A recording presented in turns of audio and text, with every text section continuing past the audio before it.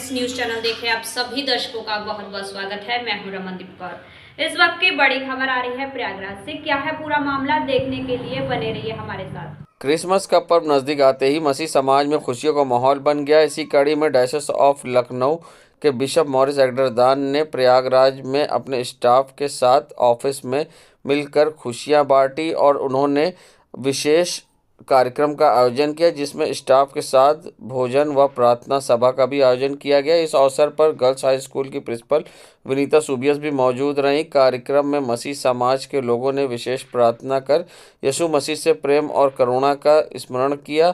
Bishop Morris एग्डरदान ने कहा कि क्रिसमस मसीह समाज सबसे बड़ा त्यौहार है, जिसे त्यौहार को विश्व में पहले से शुरू हो जाती है, और उन्होंने बताया कि उद्देश्य सिर्फ समुदाय एक समिति नहीं बल्कि उन लोगों के साथ खुशियां बांटना जो समाज में वंचित उपेक्षित हैं। बिशप ने सभी देशवासियों को क्रिसमस की शुभकामनाएं देते हुए कहा, हम ऐसे देश में रहते हैं जहां हर धर्म का सम्मान किया जाता है, सभी को अपने त्यौहार मनाने का अधिकार है। मैं सभी से अपील करता हूं, यीशु मसीह के जन्मदिन पर उनके प्रेम और भाईचारे का संदेश फैलाए। कार्यक्रम के अंत में सभी ने मिलकर क्रिसमस कैरोल गाए और पर्व के आनंद को साझा किया। क्रिसमस के उत्साह ने समाज में सौहार्द एकता का संदेश दिया है। वहीं बिशप ऑफिस भी क्रिसमस को लेकर सजाया गया है। एक अनोखा अनुभव था यहाँ पर, और क्या कुछ कहना था बिशप मॉरिस एग्डरदान का इस पूरे मामले को लेकर, आइए दिखाते हैं आपको। क्रिसमस का त्यौहार हर्षोल्लास से मनाया जाता है, बड़ा खुशी का त्यौहार होता है। और मसीह समाज में तो एक ही त्यौहार है जो धूमधाम से मनाया जाता है, तो हम लोग इसमें कोई कसर नहीं छोड़ते। क्रिसमस का जो संदेश है वो खुशियों को बांटने का संदेश है। तो हम उन लोगों के साथ खुशियां बांटते हैं जो खुशियां नहीं मना पाते हैं, जो कमजोर हैं, गरीब हैं। तो उनकी ज्यादा सहायता की जाती, कपड़े बांटे जाते हैं, कंबल वगैरह बांटे जाते हैं, खाने पीने का सामान बांटा जाता है और खुशियां बांटी जाती हैं। और जिनके पास खुशियां वही बांट सकते हैं। जो निराश है, दुखी है, परेशान है, बीमार हो, कैसे खुशियां बांटेगा। तो हम उन सारी चीजों के लिए ईश्वर से प्रार्थना करते हैं, ईश्वर हमें खुशियां दे ताकि हम खुशियां बांट सकें। तो क्रिसमस जो है बड़ी खुशी का त्यौहार है। प्रभु यीशु मसीह के जन्म को हम मनाते हैं, जन्म दिवस के रूप में मनाते हैं, और चारों तरफ खुशियां मनाई जाती। सारा संसार क्रिसमस की खुशियां मनाता है। सारे चर्चे सजाए जाते हैं, हमारे घर सजाए जाते हैं, इंस्टीट्यूशन सजाए जाते हैं, और हम बड़ी खुशी के साथ क्रिसमस के त्यौहार को मनाते हैं। क्रिसमस पर क्या संदेश देंगे अपने समाज को? क्रिसमस पे जो संदेश है वो हमेशा से एक ही रहा है कि जॉय, पीस और हैप्पीनेस, खुशी, आनंद और शांति का त्यौहार है। तो हम चाहते हैं कि सारा समाज शांति के साथ, खुशी के साथ, प्रेम के साथ मिलकर अपने जीवन को बिताए और ईश्वर के नाम की महिमा करे। आज हमारा जो कर्मचारियों का क्रिसमस ट्री था, छोटे बड़े सारे कर्मचारी, और उन सारे लोगों को यहाँ बुलाया गया था, सारे पदाधिकारी थे, और उसमें हमने क्रिसमस में गिफ्ट बांटे, उन सबके साथ खुशियां बांटी। और अभी प्रीति भोज होगा, और हमने सबको शुभकामनाएं दी हैं कि आने वाला साल बड़ा अच्छा साल हो और क्रिसमस बहुत ज्यादा धूमधाम से मनाया जाए। Thank you. संगम नगरी प्रयागराज के नैनी थाना अंतर्गत पश्चिम पट्टी महेवा एग्रीकल्चर चौकी क्षेत्र में रहने वाली आशा देवी अपने 17 वर्षीय बेटे की तलाश में दर दर भटक रही महिला ने अपने बेटे की हत्या की आशंका व्यक्त करते हुए पुलिस और उच्च अधिकारियों से न्याय की गुहार लगाई है। आशा देवी का बेटा 10 नवंबर की रात अपने पड़ोस की एक लड़की को लेकर भाग गया था। इस घटना के बाद लड़की के चाचा ने 12 नवंबर को नैनी थाने में अपहरण का मुकदमा दर्ज कराया। कुछ दिन बाद लड़की और लड़का वापस अपने घर लौट आए, जिसके बाद लड़के के परिजनों ने अधिवक्ता के माध्यम से उन्हें सुपुर्द कर दिया। आशा देवी का कहना है कि लड़की अपने परिवार द्वारा मारपीट के कारण दिसंबर में प्रथम सप्ताह में फिर भाग गई और उनके बेटे को भी अपने साथ ले गई। एक हफ्ते बाद लड़का वापस आ गया और अधिवक्ता के चेंबर पहुंच गया। आशा देवी का आरोप है कि अधिवक्ता डी.आर. पाल उनके साथ धोखा किया और उनके बेटे गायब कर दिया, जबकि लड़की और पुलिस उपस्थिति में उनके परिजनों को सौंप दिया गया। आशा देवी का कहना है कि जब वे अपने बेटे को ढूंढते पुलिस चौकी और थाने पहुंची तो पुलिस ने उनकी मदद करने की बजाय डांट कर भगा दिया। उन्होंने आशंका जताई उनके बेटे की हत्या कर दी गई होगी। महिला ने कहा है कि उनके बेटे ने अगर कोई अपराध किया तो उन्हें न्यायालय सजा दिया जाए, लेकिन उनके जानने का हक है कि उनका बेटा जिंदा है या नहीं, और ऐसे में मदद की गुहार लगाते हुए उन्होंने प्रेस वार्ता की है। और प्रेस वार्ता करते हुए उन्होंने क्या मांग की है, आइए दिखाते हैं। लड़का के मीटर से गायब हुआ है। हाँ, और वो लड़की हमारे लड़के के साथ थी। हाँ, वो जो भी किया हम नहीं जानते हैं। और ये मोहल्ले के लड़की है। हाँ, गांव पड़ोस के लड़की है। वो यादव के लड़की है। और हम हैं निषाद। हाँ, निषाद के लड़का है। और ये दोनों लापता हुआ है, आए हैं 1 हफ्ते में 2 हफ्ते में आए हुए हैं। हम दिया का कहवाती दियारपाल वकील की दिया, तो वकील ने चेम्बर में लेकर आया है, और चेम्बर में से वो लड़की के दिया प्रशासन के हाथ दिया है। और ये वकील ने हमसे आया थोड़ी बात करने के लिए, और बात किया है, और हमारे लड़का के चेम्बर में छोड़ के आया है। और चेम्बर से मेरा लड़का गायब हुआ है 10 तारीख के 4 बजे से। मोबाइल 2 थे और दोनों स्विच ऑफ था। आज तक मोबाइल नहीं खुली थी। तो वकील साहब को आपने पैसा भी दिया था क्या इस मध्यस्थता कराने के लिए? मध्यस्थता कराने के लिए वकील साहब को आपने पैसा भी दिया था? पैसा हम दिए थे वकील के कि ले पाल भैया जितना हो सके ले, हम पैसा हम दे रहे हैं, मेरा मदद करो। तो कहे ठीक है, लड़की लड़का मेरे हाथ दे दो, तुम बेफिक्र रहो। हाँ, सब कराया।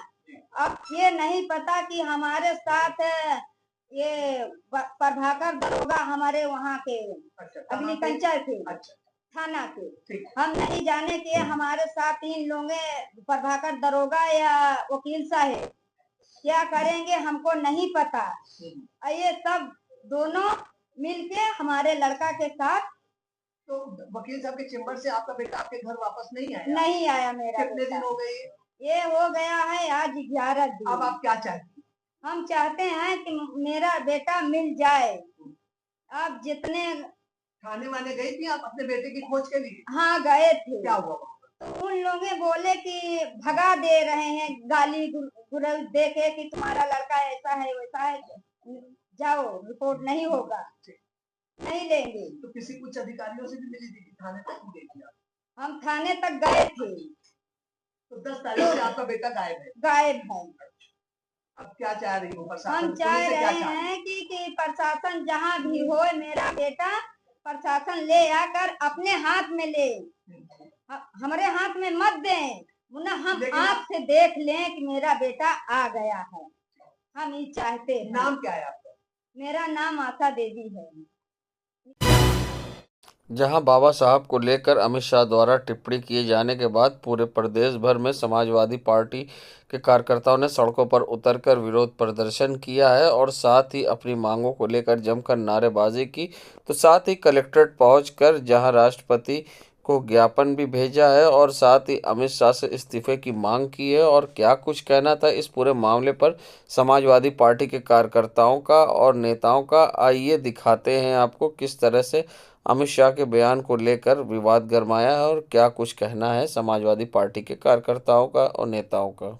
इलाहाबाद जिले में समाजवादी पार्टी के सभी वरिष्ठ नेतागण, कार्यकर्ता और इस प्रदेश के हर जिला मुख्यालय पे समाजवादी पार्टी का प्रत्येक कार्यकर्ता और प्रत्येक नेता इकट्ठे हुए हैं। जिस तरह से देश की संसद में देश के गृह मंत्री ने इतना अपमान किया है बाबा साहब भीमराव अंबेडकर का, वो इस देश के लोग बर्दाश्त नहीं करेंगे। बाबा साहब ने इस देश के पिछड़े, दलित, वंचित वर्ग के लोगों को अधिकार देने का कार्य किया था। बाबा साहब ने संविधान की रचना करके हर व्यक्ति का सम्मान बचाने का कार्य किया था, और आज भारतीय जनता पार्टी उसी सम्मान को नहीं देना चाहती है, और कहीं ना कहीं अपमान करके बाबा साहब का पूरे देश के दलित, पिछड़े और जितने भी वंचित वर्ग है उनका अपमान करना चाह रही है, उनको आरक्षण नहीं देना चाहती है। आज उसी के खिलाफ में समाजवादी पार्टी के सभी लोगों ने यहाँ पे राष्ट्रपति को डीएम के माध्यम से ज्ञापन देने का कार्य किया है कि गृह मंत्री जल्द से जल्द इस अपनी बातों के लिए माफी मांगे और इस्तीफा दें।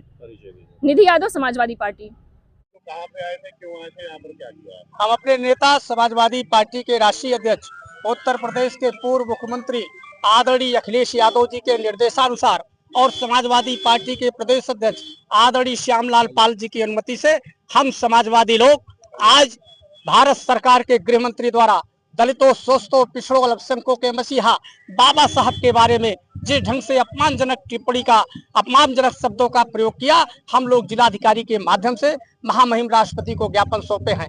ज्ञापन इस बात के लिए दिए हैं कि भारत की जनता के सामने भारत सरकार के गृह मंत्री माफी मांगे और महामहिम जी भारत सरकार के गृह मंत्री को बर्खास्त करें, नहीं तो हम समाजवादी लोग जन आंदोलन के माध्यम से बाबा साहब के मान सम्मान में हम लोग कहीं पीछे नहीं हटने वाले हैं। अपने नेता के निर्देशानुसार बाबा साहब के मान सम्मान में वो हमारे भगवान हैं, वो दलितों, शोषितों, पिछड़ों के मसीहा हैं और बाबा साहब के बारे में जो अमानवीय शब्दों का प्रयोग भारत सरकार के गृह मंत्री भाजपा के नेता अमित शाह ने किया है, उसकी हम लोग घोर निंदा करते हैं और महामहिम राष्ट्रपति से मांग करते हैं कि उनको तत्काल बर्खास्त किया जाए और महामहिम और अमित शाह भारत की जनता के सामने माफी मांगे। इसी बात को लेकर के हम लोग ज्ञापन सौंपे हैं। अनिल यादव, जिला अध्यक्ष समाजवादी पार्टी, इलाहाबाद। महाकुंभ को लेकर जहां योगी सरकार हर संभव कोशिश कर रही है भव्य दिव्य बनाने की, तो ऐसे में साधु संतों के लिए भी एक नई पहल की गई है, जहां साधु संत और आने वाले श्रद्धालुओं को यहां मुफ्त राशन मिलेगा और साथ ही ऐसे में यहां पर मेला क्षेत्र में स्टॉल लगाए जाएंगे, 5 गोदाम होंगे और करोड़ों की लागत से अनाज वितरण होगा। और ऐसे में क्या कुछ कहना था मेला अधिकारी अपर विवेक चतुर्वेदी का इस पूरे मामले पर, आइए दिखाते हैं आपको। 2025 के महाकुंभ में हम लोग खाद्य रसद विभाग के माध्यम से यहाँ मेले में उचित दर की रेट पे हम लोग यहाँ पर खाद्यान्न उपलब्ध कराएंगे। जैसा कि गत कुंभ में भी हुआ है, उसी तर्ज पे हम लोग यहाँ करीब 160 दुकानें यहाँ पर मेले क्षेत्र में हम लोगों ने प्लान की है उचित दर विक्रेता की। उसमें हम लोग प्रमुख रूप से चावल, आटा और चीनी ये उचित दर की रेट पे हम लोग यहाँ उपलब्ध कराने का प्रस्ताव उन्होंने शासन को भेजा है। बाकी शासन से जैसा निर्देश प्राप्त होगा उसको हम लोग अमल कराएंगे। संगम नगरी प्रयागराज में महाकुंभ 2025 को लेकर जहां तेजी से काम हो रहा है, तो बात करी जाए अति प्राचीन नागों के राजा नागवासुकी के मंदिर की, जहां नागवासुकी मंदिर का भी फिर से विकास कार्य योगी सरकार द्वारा कराया गया है। 1500 करोड़ से ज़्यादा रुपए की लागत से यहां का पूरा विकास हुआ है और मंदिर को एक नया रूप दिया गया है। मंदिर की सीढ़ियां हो या फिर दीवारें, यहां पर पेंट माई सिटी की तरह रंग रोगन कराई गई, जिसमें धार्मिक कलाकृति, समुद्र मंथन से लेकर भगवान भोलेनाथ की तस्वीरें दर्शाई गई हैं। साथ ही कहा जाता है भगवान विष्णु ने यहाँ पर वासुकी को जहाँ मंथन के बाद आराम करने भेजा था, तब से वह यहाँ पर विराजमान है और इस तरह से इस मंदिर की प्राचीन इतिहास है। और मंदिर में यहाँ लोग अब दर्शन करने भी तेज़ी से लोग पहुँच रहे हैं, क्योंकि जब से इसका विकास कार्य हुआ है पर्यटन को भी बढ़ावा मिला है, क्योंकि अब मंदिर को नए रूप से भी देखने लोग यहाँ पहुँच रहे हैं और एक अनोखा जहाँ उन्हें धार्मिक भाव पैदा होता है। और साथ ही ऐसे में आप देख सकते हैं किस तरह से ये मंदिर के बाहर का है हिस्सा जहाँ पर इसे सजाया गया है, और हम आपको मंदिर के अंदर का हिस्सा भी दिखाएंगे किस तरह से यहाँ पर तैयारी हुई है। और मंदिर के जो चौकीदार हैं श्याम बिहारी मिश्रा, उनका क्या कुछ कहना है, किस तरह से तैयारी हुई है, कितने लागत से हुई है और किस तरह की व्यवस्थाएं खास की गई हैं मंदिर के अंदर। और साथ ही इस मंदिर में माधव की भी मंदिर हैं और क्या कुछ कहना है उनका, आइए दिखाते हैं आपको। देखिए ये नागवासी मंदिर है, शंकर जी के गले में जो नागराज विराजमान है, लगभग 8000 वर्ष पुराना। समुद्र मंथन के बाद ब्रह्मा जी के मानस पुत्रों द्वारा स्थापित मूर्ति है। यहाँ काल सर्प की प्रथम पूजा होती है, दूसरी उज्जैन में श्रीनाथ है। यहाँ जो सुंदरीकरण हुआ है, यहाँ पहले बिल्कुल ऊबड़ खाबड़ पत्थर टूटे गड्ढे थे, सरकार द्वारा जो निर्माण हुआ है आप स्वयं भी देख रहे हैं। यहाँ 3 कमरे बने हैं, हॉल बना है, पूजा स्थल बन गया है, कॉरिडोर बनी हुई है, नीचे लाइट वगैरह की व्यवस्था सब हो गई है। नीचे सामा बिल्कुल जर्जर अवस्था में से गिरने वाले था छत, उसका सुंदरीकरण हो गया है। और यहाँ की जनता और पूरी कुंभ में आने वाले लोग देखेंगे कि हम उसी नागवासी मंदिर में आए हैं या दूसरी जगह आए। इतना बढ़िया सुंदरीकरण किया गया है। 4,76,000 करीब मंजूर हुआ था। 4,42,000 या 44,000 करीब लागत इसमें खर्च हो गई है। महाराज जी, ये कितनी पुरानी मंदिर है? ये लगभग 8,000 पुराना मंदिर है। यहाँ पूजा करने से क्या लोगों को वो मिलता है? देखिए, यहाँ दर्शन मात्र से ही जो श्रद्धा से दर्शन करेगा, दर्शन मात्र से 4 आने का निवारण हो जाता है।